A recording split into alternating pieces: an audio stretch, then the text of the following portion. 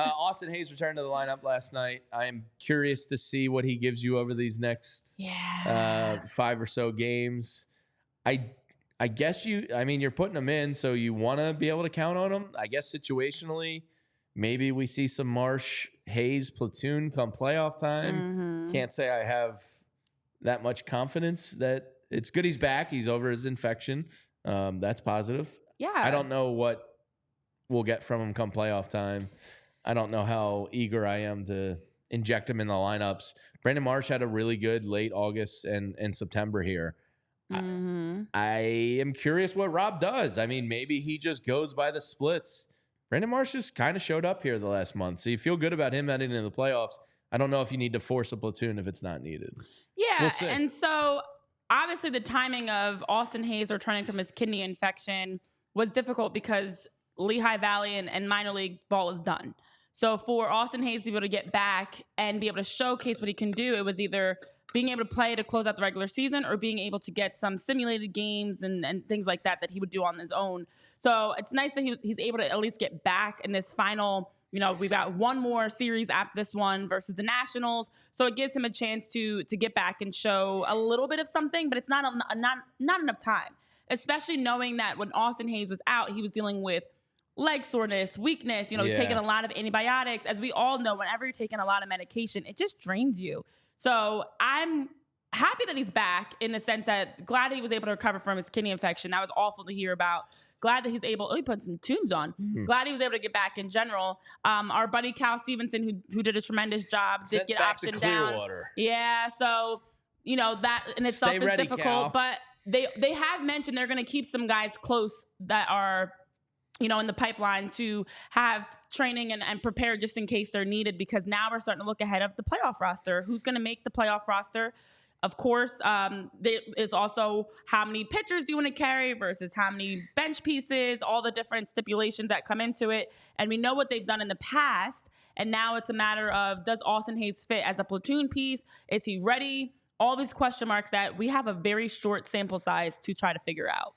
Yeah, I would think Austin Hayes makes it as a bench piece, right-handed bat. Yeah. I'm curious then when he does make it, like how much does Rob if you see Chris Sale, let's say in the NLDS, or somebody that's left-handed, does he go Austin Hayes over Brandon Marsh? He probably will. I don't know. Brandon Marsh to me has been really impressive the last 4 weeks. So I don't know how I feel about a platoon. It's not that, you won a World Series in 2008 with platoons. It's not the end of the world. But Scott Lauber from the Philadelphia Inquirer was noting on Twitter last night during the game, end of the roster stuff. These decisions, ideally you're not going to see a Kolby Allard or a Tyler Phillips or a Taijuan Walker in the playoffs. Ideally, Brandon Marsh plays so well, you don't need a platoon. Ideally, everybody's killing it and you barely need pinch hitters. But that's not the case. So Scott Lauber points out in 2022, the Phillies carried 13 pitchers in the NLDS.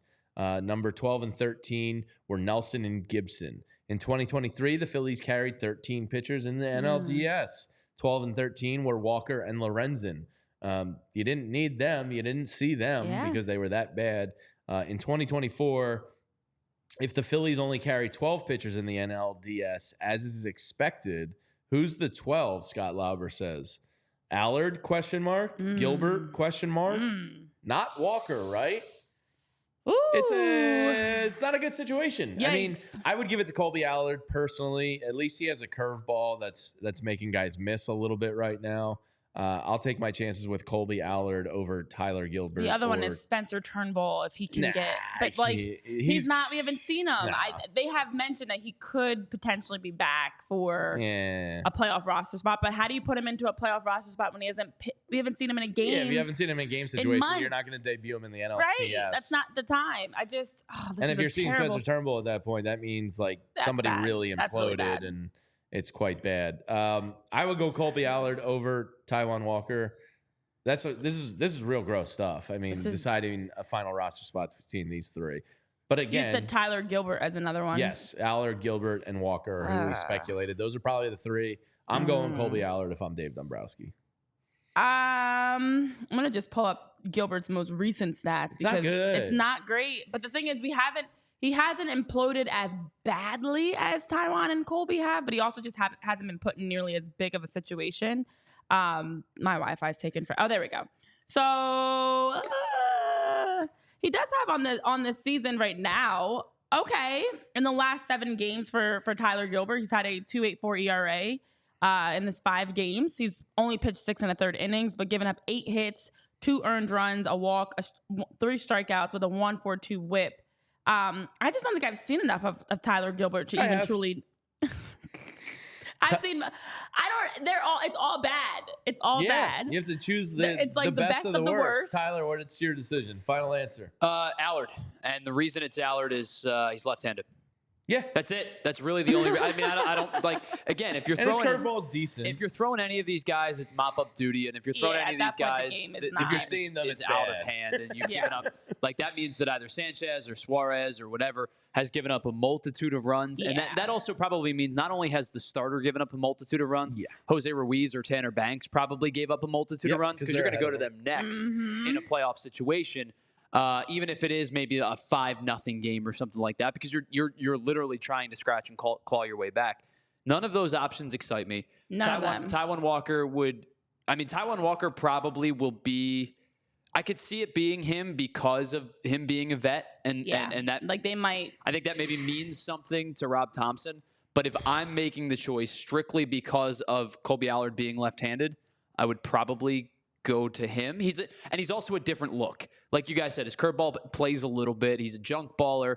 You could almost maybe get away with the minimum requirement of batters. Well, not that. But what I'm saying is like it speeds somebody's bat up a couple times. Once through the order. And again, we're talking about guys that are going to be coming into a 5-0, 6-1. Yeah, that's the other thing. Like game. You're not seeing them in a situation where the game's close right, at all. And they're going to be expected to eat innings. So strictly because of being left-handed, I would probably go out. And I don't know if they're gonna have as a coaching staff to your point about Taijuan being a veteran, he was on the roster as we know, and the only guy that did not play last year in the playoffs.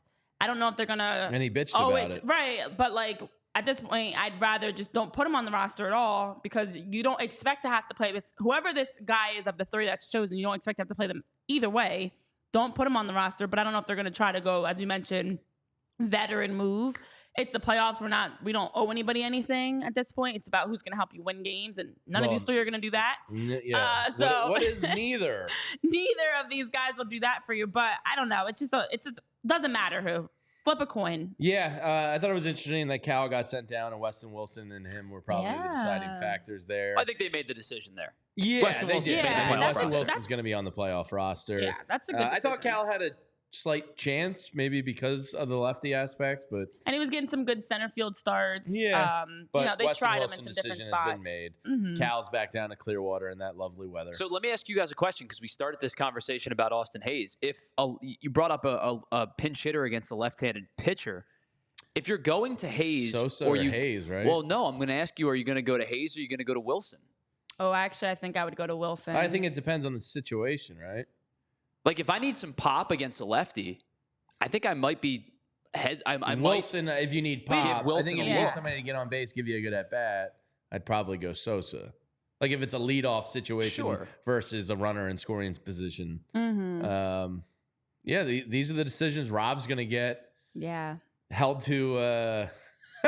Rob's going to have a tough playoffs if they don't advance, to another World Series, because every decision he makes these playoffs, because the Phillies have such a good chance to win, is going to be under a gigantic microscope. So, those types of situations, is it Sosa? Is it Wilson? Do you go to Tanner Banks if somebody implodes in the 4th, or Jose Ruiz? Man. Everything's going to be under a microscope. So those are some of the roster nerdisms there. Hopefully whoever does take those 12 and 13, I doubt there's a 13th. You can barely get to 12. Yeah. Hopefully you never see there should not be a 13th.